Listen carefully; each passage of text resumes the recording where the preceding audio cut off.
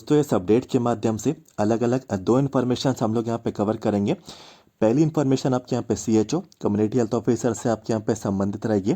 दूसरी इन्फॉर्मेशन आपके यहाँ पे ईएसबी यानी कि एम्प्लॉयज़ सिलेक्शन बोर्ड।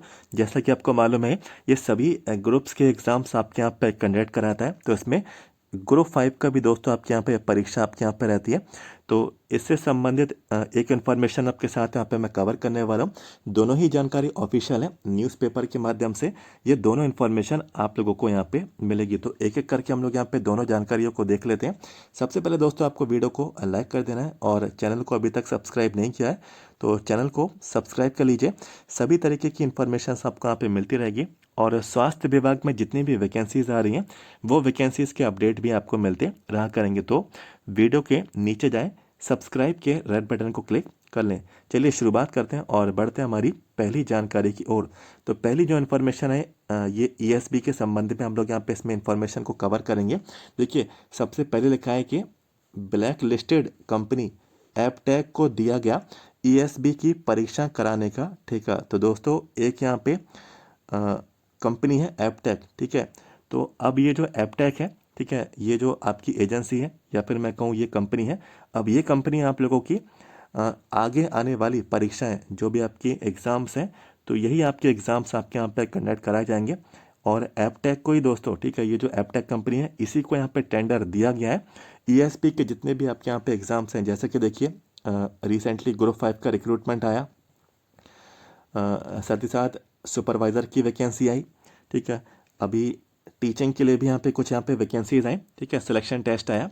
तो ये सभी जितने भी एग्ज़ाम्स हैं तो ये अब जो है एपटेक यहाँ पे कंपनी है जो कि ब्लैक लिस्टेड रही है, ठीक है। अभी इसका रिकॉर्ड आप लोग यहाँ पे सुनिएगा, अभी मैं आपको डिटेल में जानकारी दूंगा, ठीक है। तो अभी इसमें आपको यहाँ पे ये जान लेना है कि टीसीएस यहाँ पे एग्ज़ाम आपकी कंडक्टिंग एजेंसी नहीं है, ठीक है, एपटेक है। और ये एपटेक यहाँ पे ब्लैक लिस्टेड यहाँ पे क्यों बोला जा रहा है, ठीक है, तो इसको लेकर आप लोग जानकारी देख लीजिए। इसमें देखिए लिखा है मध्य प्रदेश चयन बोर्ड ईएसबी ने परीक्षा कराने का जिम्मा एक एग्जीक्यूटिव के साथ एपटेक को परीक्षा कराने का ठेका दिया है। एपटेक हरियाणा, उत्तर प्रदेश, राजस्थान के अलावा अन्य राज्यों में ब्लैक लिस्टेड यहाँ पे कंपनियाँ, देखिए यूपी में भी ये ब्लैक लिस्टेड है, हरियाणा में भी ये ब्लैक लिस्टेड है, राजस्थान में भी ये ब्लैक लिस्टेड है, ठीक है।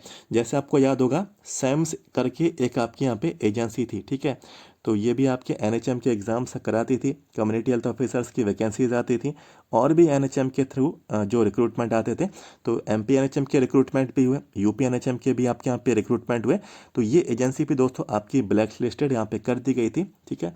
और बहुत बड़ा एक ग्रोह भी यहाँ पे पकड़ा गया था। आप लोगों ने न्यूज़ सुनी भी होगी, ठीक है, कि होटल के जो रूम्स हैं तो उनमें अभ्यर्थियों को एक रात पहले या फिर सुबह बुलाकर उनको सारे आंसर्स को याद करवा दिया जाता था, ठीक है। और उन अभ्यर्थियों को किसी से मिलने की परमिशन भी यहाँ पे नहीं रहती थी जब तक एग्ज़ाम यहाँ पे ना हो जाए। तो इस तरीके का एक यहाँ पे पूरा स्कैम सामने आया था और सैम्स की जितने भी एग्ज़ाम्स थे, ठीक है, इनको निरस्त कर दिया गया, टेंडर आपका निरस्त कर दिया गया था। तो ये सैम्स एजेंसी जैसा ही मैटर है दोस्तों। एपटेक जो आपकी कंपनी है ये ब्लैक लिस्टेड है अलग अलग यहाँ पे प्रदेशों में, जैसे कि हरियाणा, उत्तर प्रदेश, राजस्थान, ठीक है, इन स्टेट्स में ये ब्लैक लिस्टेड है। लेकिन एमपी में ये परीक्षाओं को आयोजित यहाँ पे कराएंगी, ठीक है। लेकिन इनका ट्रैक रिकॉर्ड आप लोग यहाँ पे इसी चीज़ से आप लोग यहाँ पे देख चुके होंगे, लिखें। इसके साथ जम्मू कश्मीर में एपटेक द्वारा कराई गई गृह विभाग की परीक्षा को भी निरस्त किया गया। यहाँ तक एपटेक को सुप्रीम कोर्ट से दंडित तक किया गया। इसके बाद ईएसबी ने उन्हें परीक्षा कराने की पूरी जिम्मेदारी सौंप दी। एपटेक ने परीक्षा कराने के लिए पेटी कंट्रोलर के तौर पर ऑफिसर्स इन्फोटेक को काम दिया है, ठीक है। तो ये एजेंसी है और यहाँ पे देखिए लिखा था, एक बात यहाँ पे लिखिए, लिखा अचानक गायब हुई थी एपटेक। व्यापम से ईएसबी तक के सफ़र में 2015 से 19 तक के बीच एपटेक ने यूएसटी ग्लोबस के साथ मिलकर व्यापम की कई परीक्षा आयोजित कराई थी। व्यापम ने ईएसबी होने के बाद 2020 एपटेक 100 से अधिक कर्मचारियों को बाहर निकाल दिया था। इसके बाद वह दूसरे राज्यों में अपने पैर पसारने पहुंची तो उनकी कार्य व्यवस्था को देखते हुए राज्यों ने उन्हें ब्लैक लिस्टेड कर दिया। अब एप्टेक ने दोबारा से ईएसबी में परीक्षण कराने का दायित्व एग्जीक्यूटिव के साथ यहाँ पे उठाया है। ठीक है, इसमें देखिए लिखा है निविदा निरस्त, इसके बाद कंपनी सेलेक्ट। तो दोस्तों देखिए एक यहाँ पे प्रोसेस होती है निविदा। ठीक है, एक तरीके का टेंडर निकाला जाता है। ठीक है, ये टेंडर किस लिए निकाला जाता है कि कोई एजेंसी आए, ठीक है, कोई एजेंसी आए, वो संपर्क करे और वो बताए कि हम आपका एग्ज़ाम, जितने भी आपकी परीक्षाएं हैं, तो हम आपके एग्ज़ाम सारे जो है कंडक्ट कराएंगे सही समय पे, रिजल्ट भी आपको सही समय पे करा के देंगे। तो इस चीज़ का टेंडर यहाँ पे जो है निकाला जाता है और ये एजेंसीज जो हैं, ठीक है, और जितनी भी एग्ज़ाम एजेंसीज हैं उनसे संपर्क करती हैं। तो इस बार का जो टेंडर मिला है एप्टेक वालों को दिया गया, और जो कि कई राज्यों में, आप लोग ने देखा कई राज्यों में ये ब्लैक लिस्टेड भी है। पूर्व में ईएसबी द्वारा निविदा को रद्द किया गया। नियमों का उल्लंघन करते हुए केवल 2 कंपनियों के साथ 1 महीने के भीतर टेंडर जारी कर परीक्षाओं का ठेका दिया गया, जबकि नियम स्पष्ट है कि टेंडर प्रक्रिया में 5 कंपनियों की भागीदारी होना जरूरी है। ठीक है, तो आप लोग यहाँ पे देख ही चुके हैं, साधारण सी हिंदी सी सिंपल सी लैंग्वेज में दिया गया है, कुछ भी अलग से समझाने की आपको यहाँ पे ज़रूरत नहीं है। तो आगे आने वाली जो आपकी रिक्रूटमेंट है, जैसे कि एमपी ग्रुप 5 का रिक्रूटमेंट है, सुपरवाइज़र की आपकी वैकेंसी है। ठीक है, आगे बहुत सारी वैकेंसी आनी है। सुपरवाइज़र के बाद आपका टीचिंग का, ठीक है, जो सिलेक्शन टेस्ट है, उसके बाद ग्रुप 2 की है। ठीक है, ग्रुप 2 की वैकेंसी भी है। कुछ आपकी पुलिस डिपार्टमेंट की एक्साइज कांस्टेबल की वैकेंसी भी है। ठीक है, तो और भी वैकेंसीज अभी कुछ समय में आने वाली हैं। तो ये सभी एप्टेक यहाँ पे जो कंपनी है यही एग्ज़ाम आपका कंडक्ट कराएंगी। ठीक है, तो सोच सकते हैं किस हिसाब से एग्ज़ाम कंडक्ट होंगे, जबकि ये कंपनी कई राज्यों में ब्लैक लिस्टेड है। अपने जो ट्रैक रिकॉर्ड है, ठीक है, इनका ट्रैक रिकॉर्ड यहाँ पे सही नहीं है, तभी इतने बड़े बड़े अक्षरों में ये लिखा गया है ब्लैक लिस्टेड। ठीक है, और अब दुर्भाग्यवश, ठीक है, दुर्भाग्यवश ही मैं कहूँगा, ये आपका आगे आने वाले एग्ज़ाम्स को कंडक्ट कराएगी।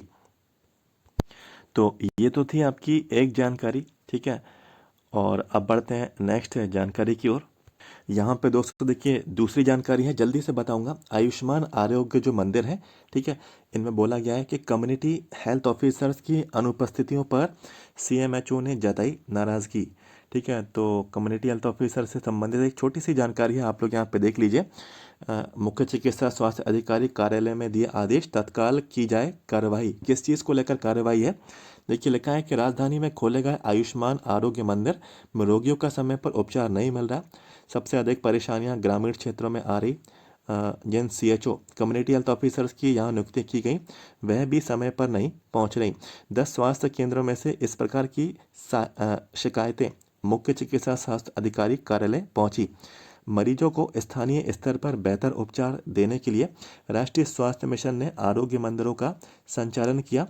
पूरे राज्य में साथ साथ राजधानी में 64 मंदिर चल रहे हैं। हर 5,000 की आबादी पर एक स्वास्थ्य केंद्र रखा गया है, ताकि मरीजों को भटकना ना पड़े, उन्हें समय पर उपचार मिले। इन अस्पतालों में एक डॉक्टर को बाकायदा सीएचओ के रूप में नियुक्त किया गया था। इन्हीं के नियंत्रण में एक एएनएम और एमपीडब्ल्यू और गांव की आशा कार्यकर्ता को व्यवस्था संभालने की जिम्मेदारी दी गई थी। सीएमएचओ कार्यालय में 10 ऐसी शिकायतें आई हैं जहां मुख्य अधिकारी सीएचओ ही समय पर यहां पे नहीं पहुंच पा रही। नियम के अनुसार प्रातः 9 से शाम 4 बजे तक यह औषधालय खुलना चाहिए। कहीं 12 तो कहीं पर 1 बजे से सेंटर खोले जा रहे हैं। कई जगहों पर समय से पूर्व ही अधिकारी कर्मचारी, ठीक है, यहाँ पे पहुँच नहीं पा रहे हैं, जिसकी मरीजों को परेशानी यहाँ पे बढ़ रही।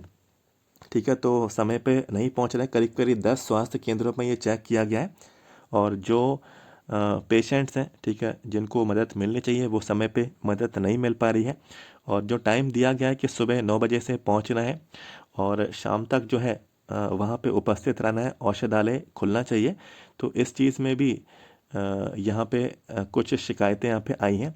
तो मुख्य चिकित्सा स्वास्थ्य अधिकारी जो है सीएमएचओ, तो भोपाल के, ठीक है। तो इनके द्वारा यहाँ पे कार्रवाई की गई। लिखा है नियम क्या है कि नियम है कि आरोग्य मंदिर में जिन सीएचओ ने नियुक्ति हुई उन्हें मुख्यालय पर ठहरना चाहिए। अधिकांश का आवास जिला मुख्यालय पर है, इस कारण यह समय पर नहीं पहुंच रहे। सीएमएचओ कार्यालय की माने तो कई जगहों पर सीएचओ अस्पताल में नहीं पहुंच रहे, वहां पर एक नियुक्त एएनएम और आशा कार्यकर्ता पर उपचार की पूरी जिम्मेदारी सौंप रहे, जबकि रोगियों का इलाज सीएचओ ही कर सकता है, क्योंकि चिकित्सक के रूप में इन्हीं को नियुक्त यहाँ पे किया गया, ठीक है। और यहाँ पे लिखा है कि राजधानी में जितने भी आयुष्मान आरोग्य मंदिर संचालित हो रहे हैं, हम उनकी जांच करवा रहे हैं। इसके लिए सघन निरीक्षण में टीमें बनाई गई हैं। हम रोगियों के साथ किसी भी प्रकार की लापरवाही बर्दाश्त नहीं करेंगे, ठीक है। सीएमएचओ हैं भोपाल के, तो इनकी तरफ से ये बयान यहाँ पे आया है। तो इस तरीके से जो मुख्य चिकित्सा स्वास्थ्य अधिकारी हैं, ये सभी कार्रवाइयों को लेकर, ये सभी तरीके की शिकायतों को लेकर काफ़ी नाराज़ भी है और इन पे यहाँ पे कुछ ना कुछ एक्शन लिया जाएगा। पहले भी काफ़ी जो सेंटर्स थे उन पे भी निरीक्षण यहाँ पे किया गया था, और जो ऑफिसर्स समय पर नहीं पाए जाते हैं, जो वर्कर समय पर नहीं पाए जाते हैं, तो उनके खिलाफ पहले भी कार्रवाई हुई है। कुछ यहाँ पे नोटिस आते हैं, कारण बताओ नोटिस करके जानकारी पहुंचाई जाती है कि किस वजह से उपस्थित नहीं हो पा रहे हैं, क्या कारण है इसका, ठीक है। ये सभी चीज़ें पहले भी हम लोग देख चुके हैं। तो एक जो भी इन्फॉर्मेशन थी आपके साथ मैंने यहाँ पे कवर की, जानकारी मिली है तो वीडियो को आपको लाइक कर देना है और चैनल को दोस्तों हमारे सब्सक्राइब कर लें, अपडेट्स आपको मिलते रहेंगे। वीडियो के नीचे जाएं, सब्सक्राइब के रेड बटन को क्लिक कर लें। तो मिलते हैं नेक्स्ट वीडियो में। Thank you so much.